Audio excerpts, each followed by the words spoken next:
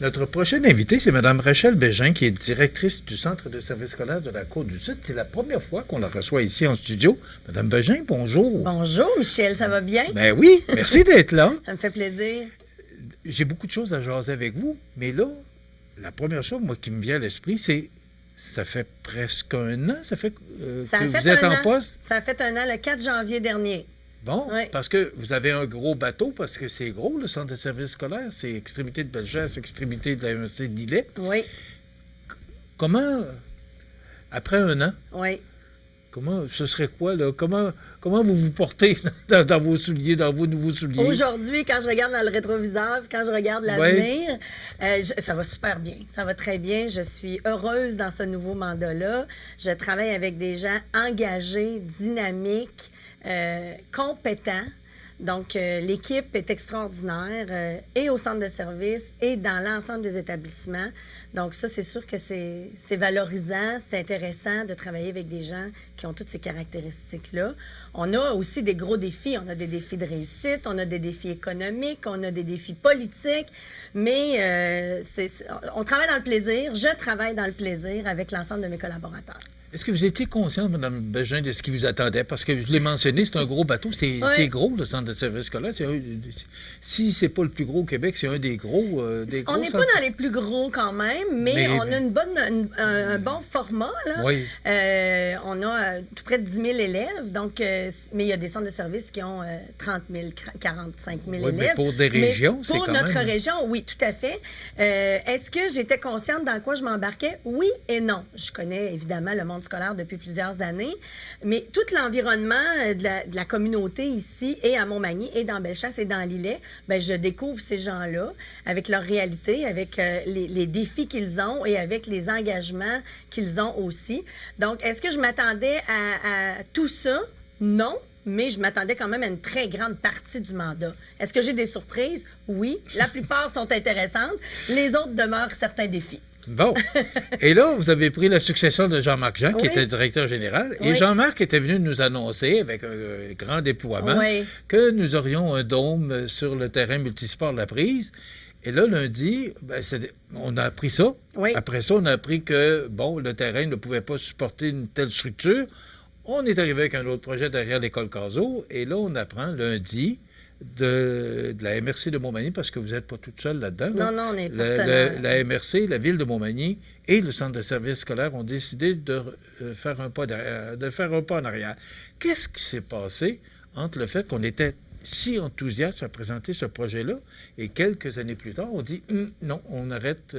Qu'est-ce qui s'est passé entre les deux?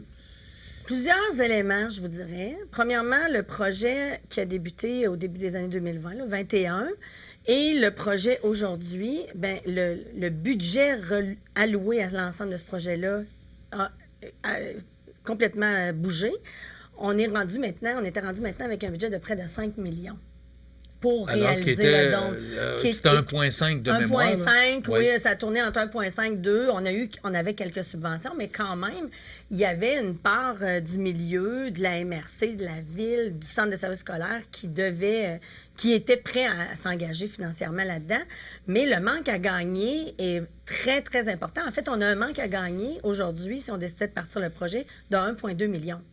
Juste pour mettre le dôme sur le terrain, là, puis faire la structure sans aucune opération. Personne s'en occupe, là. C'est juste la structure. Il nous manque 1,2 million.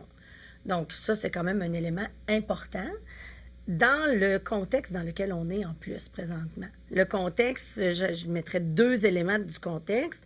On a un très gros projet qui est le complexe sportif, culturel et sportif. Puis on a la conjoncture économique, autant au Québec que chez nos voisins du Sud. Hein. Je vous apprends rien si je vous dis que c'est difficile présentement pour les entreprises privées, évidemment, mais ça déboule aussi sur les entreprises publiques, ce contexte économique-là. Quand on a regardé aussi la gestion du dôme, à la lumière des chiffres que moi j'avais chez nous, au Centre de services scolaires, ça n'aurait pas été responsable de s'aventurer dans la gestion de ce centre-là parce que, premièrement, les revenus n'étaient pas à la hauteur de ce que ça aurait coûté pour opérer cette structure-là. Puis, c'est dans le rôle et les responsabilités d'un centre de services scolaire de s'aventurer dans un projet déficitaire, alors que notre rôle, c'est d'abord et avant tout d'offrir des services éducatifs aux élèves. Ça n'aurait pas été responsable de notre part. Et la MRC et la Ville et nous, on parle d'une même voix aussi en raison de facteurs environnants que je vous ai exposés, là. Le complexe, la conjoncture économique. Montmagny est une ville, la MRC, c'est une région très dynamique. Les besoins, évidemment, sont infinis, mais je pense qu'on est arrivé à l'endroit où on a dit, bien, il faut quand même aussi avoir les moyens de nos ambitions. Et là, la bouchée était trop grande là, avec le dôme. Madame Bégin, vous m'amenez à vous poser une autre question. Oui. Parce que là, il y a un autre beau projet à Montmagny, oui. 54 millions qui a été annoncé par notre député récemment. Oui. Mais il en manque. Il en manque parce encore. Parce que le projet de 77 millions. Oui. Est-ce qu'on doit s'inquiéter? Bien, en fait, le projet présentement... C'est le fédéral, on le sait là, que c'est... oui, il y a une demande autres, là, oui, pour le volet culturel. Oui. En fait, nous, comme porteurs du projet au Centre de services scolaires, la façon dont on le travaille, c'est que présentement, on travaille sur le complexe sportif. Le budget du complexe sportif, il est attaché. C'est réglé. Okay. C'est un peu moins de 50 millions. On est à 49,5 millions à peu près. Donc ça, c'est attaché. Il va se faire. Ça, non seulement il va se faire, il est en train de se faire. Les travaux sont commencés. On n'a pas vu de pelleté de terre encore, mais en arrière-scène, ça travaille fort avec les professionnels, notamment les architectes et les ingénieurs. Parce qu'il y a toute une planification, ça, on en a parlé déjà. Oui, là. Il y a toute une planification à faire là, derrière ce projet-là. Tout à fait. Okay. Donc, le gouvernement du Québec a confirmé, moi j'ai des écrits de ça, là, 40 millions pour le volet sportif du PQI Éducation et du PAFIRSPA, qui est le ministère des Sports et Loisirs. Le 14,5 millions supplémentaires est réservé présentement au ministère de la Culture pour le volet culturel. Pour la salle Édouard Bélanger. Exactement. Et là, il manque des sous pour compléter cette enveloppe budgétaire-là totale. Mais on y travaille en collaboration avec les Arts de la Scène, en collaboration avec la MRC. Donc, c'est deux chantiers qui sont parallèles présentement. Il y en a un qui est vraiment très, très bien démarré. L'autre, il est actif. Mais il est encore en travail, il n'est pas encore... le bébé n'est pas encore venu au monde complètement, mais la grossesse est avancée. OK, là. Les os sont crevés. Pas encore tout à fait, ça va vers ça. Donc, ça veut dire que le complexe sportif, on est à veille d'entendre qu'à un moment donné, on va aller faire l'appel de terre officiel pour... OK. Alors, ça, c'est certain. C'est une bonne nouvelle. Oui, ça fait du bien, surtout, vous l'avez mentionné, dans le contexte qu'on vit. Mais au niveau de la salle Édouard Bélanger, je sais que, bon, au niveau du ministère de la Culture, c'est compliqué, là. Bien, il reste des fils à attacher. OK, c'est bon. Alors... et de santé durable, je pense que les deux vont... Oui, tout à fait. C'est le souhait de réaliser l'ensemble du projet, évidemment. Bon, la communauté, je me permets de mentionner que la communauté manimentoise est très dynamique aussi dans ce projet-là. C'est la première fois au Québec qu'on voit un tel projet qui monopolise le scolaire, le municipal, la MRC, les entreprises privées. C'est beau là, de voir ça dans une région. On sait que Promutuel a versé un chèque de 750 000 pour faire avancer le projet. Desjardins est dans quand même un montant appréciable. Tout à fait. Il y a aussi Daniel Lachance, pharmacien, Faber Aluminium et d'autres qu'on en prendra. Exactement. Madame Bégin, je suis content d'entendre ces bonnes nouvelles-là, puis ça fait du bien. Ah, tant mieux. Et on va vous réinviter. Mais vous pouvez venir à tous les jours, vous savez, des bonnes nouvelles. Madame Bégin, maintenant, c'est le dernier sujet que je voulais traiter avec vous, c'est un communiqué de presse qui nous est parvenu mercredi. Une inquiétude par rapport au syndicat de l'enseignement qui nous dit que des services aux élèves pourraient être, on va le dire au conditionnel, fragilisés selon le syndicat de l'enseignement parce qu'on parle encore d'une autre coupure d'ici le 31 mars, qui est la fin de l'année fiscale du gouvernement du Québec, de 900 000 $. Vous aviez déjà eu des coupures et là, vous en avez une autre avec laquelle vous devez vivre. Expliquez-nous. Je vais vous laisser nous expliquer. Je vous explique. En décembre dernier, on a eu une demande du ministère de l'Éducation de faire des coupures à la hauteur, tous les centres de services avaient des montants différents. Là. Chez nous, c'était 974 000 $. Okay. Donc, tout près d'1 million. On peut arrondir à 1 million. Tout près d'1 million d'ici le 31 mars. Donc, pour l'année financière du 1er juillet dernier au 31 mars, pour l'année financière gouvernementale. Parce qu'il faut savoir que nous, notre année financière est du 1er juillet au 30 juin. Donc, on est un peu décalé. On est en année scolaire dans les centres de services scolaires. Donc, nous, on s'est mis à notre table, on a fait nos devoirs et vous savez qu'on est en pénurie de main-d'œuvre présentement. Est-ce que c'est encore aussi criant que c'était? Oui. Oui? Oui. Okay. Pour la région, c'est difficile au niveau scolaire. On a des gens dans nos écoles qui travaillent, mais il nous manque de personnel là, à plusieurs endroits. À quelle hauteur? Écoutez, c'est tellement différent. Des enseignants, on en a, sont pas tous qualifiés, mais sont tous bien encadrés, puis ils font leur travail, accompagnés évidemment de leurs collègues des directions d'école, des conseils pédagogiques. Mais les personnels professionnels et de soutien, ça, c'est difficile aussi d'aller recruter là, ces personnels-là. Puis il nous manque aussi quelques enseignants encore. Mais comme je vous disais tantôt, les gens sont tellement engagés, les gens travaillent tellement fort qu'on arrive à donner un service malgré ce manque-là. Mais si je reviens à nos coupures, lorsqu'on a des postes qui ne sont pas comblés, bien ça, c'est de l'économie qui se fait d'elle-même. Parce que c'était budgété. Hein, le poste était budgété. Et là, la personne quitte, soit démissionne. Et là, le temps qu'on prend à retrouver la personne, bien, ces sommes d'argent-là ne sont pas dépensées. C'est ça, vous...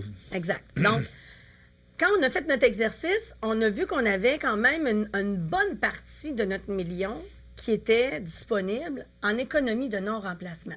Je vais vous donner un exemple là, qui est très facile à comprendre. Au 1er juillet, nous, on débute l'année, et j'avais des écoles dans lesquelles il n'y avait pas encore de direction d'école.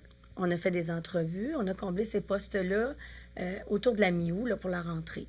Donc, pendant ces 6 semaines-là, il y a eu quelques postes de direction pour lesquels il n'y avait personne d'assis sur la chaise. Donc, pas de salaire versé. Exactement. Donc là, ça, c'est des économies qu'on a faites par rapport au budget qu'on avait fait. Et donc, ça ne manquait pas, l'école était fermée? Bien, l'école était fermée. C'est sûr qu'on aime mieux avoir des directions d'école et du personnel comme il se devrait. Oui, je comprends. Mais ça a fait en sorte qu'on n'a pas dû couper de façon sauvage, là, je vais dire, dans l'ensemble de nos services. Il y a des choses qu'on a mises sur la glace. On avait des projets notamment en technologie de l'information où on a dit, bien ça, on le fera pas. Et c'était... pas majeur. Ben non, puis on est une organisation qui veut se développer. Donc, on a regardé aussi qu'est-ce qui était en fonction de développer l'organisation. Puis moi, je dis toujours à la blague, ben pas à la blague, mais je dis aux gens, là, on aime ça quand on a le nec plus ultra. Mais présentement, il faut se limiter à ce dont on a besoin. Donc, ça serait le fun de repeindre l'école. Ça serait le fun d'avoir tel outil pour travailler parce que le mien commence à être un peu moins adéquat. Il fonctionne encore, mais bon, c'est du nec plus ultra. On met la pédale stop là-dessus. Donc, à la lumière de tous ces éléments-là, on a réussi à atteindre notre million sans faire de coupure de poste, parce que c'est un million en fonctionnement. Donc, on a réussi à faire ça. Le prochain budget, donc ça, c'est ça qu'on nous a dans notre... Le prochain budget qui s'en vient, on anticipe qu'on va avoir encore des coupures à faire. Alors là, ce qu'on est en train de faire, c'est qu'on est en train de regarder dans l'ensemble de notre centre de service, incluant les établissements, incluant le centre administratif, où est-ce qu'on a des endroits où on peut faire la réflexion à savoir est-ce qu'on peut réorganiser le travail? Est-ce qu'on a encore besoin de ça? Est-ce qu'on a des gens qui partent à la retraite? Oui. Faisons la réflexion à savoir est-ce qu'on ouvre le poste? On a des postes qui sont vacants depuis 2 ans parce qu'on a trouvé personne pour les combler. Puis la machine fonctionne quand même. Et la machine fonctionne quand même. Est-ce qu'on continue de laisser ces postes-là ouverts ou on les abolit? Donc, on vient couper, mais en même temps, on coupe personne, il n'y a personne sur le poste. Donc, c'est tout cet exercice-là qu'on est en train de faire. Puis, il faut savoir aussi que, on vise toujours à couper sans diminuer le service aux élèves. Ça, c'est important, là. C'est dans notre mission d'offrir des services aux élèves. Lors des dernières conventions collectives, il y a eu quand même beaucoup d'ajouts de ressources qui sont conventionnées sur lesquelles on ne peut pas faire de coupure, puis on ne souhaite pas non plus. Si je vous parle, entre autres, de l'aide à la classe, il y a eu énormément de ressources ajoutées dans les classes primaires. Maintenant, les enseignants ont une aide à la classe, ce qu'on n'avait pas avant. Donc, est-ce que le personnel de l'école au complet est encore nécessaire partout? Peut-être que oui, peut-être que non. Évaluons-le, puis prenons des décisions responsables, éclairées, en fonction des besoins réels. Bon, là, on sait que vous devez présenter un budget pour le ministère pour le 1er avril, le 31 mars, parce que c'est... Non. Nous, on a les paramètres budgétaires qui nous sont versés un peu après le 1er avril, et à partir des paramètres budgétaires, on produit notre budget annuel. OK. L'année dernière, on avait pour coutume de l'adopter en juin, mais l'année dernière, on l'a adopté au conseil d'administration du mois d'août, notre budget, parce qu'on prend le temps de bien le réfléchir, puis on peut le faire là, légalement, là, selon les règles gouvernementales, on peut aller jusqu'en août. Donc, nous, notre budget, ça va être au mois d'août. On est déjà dépassé notre temps, ça va vite, hein? Mais en quelques secondes. Oui. Vous n'avez pas de boule de cristal, mais je vous pose la question. Comment vous voyez la prochaine année? La prochaine année va être remplie de défis.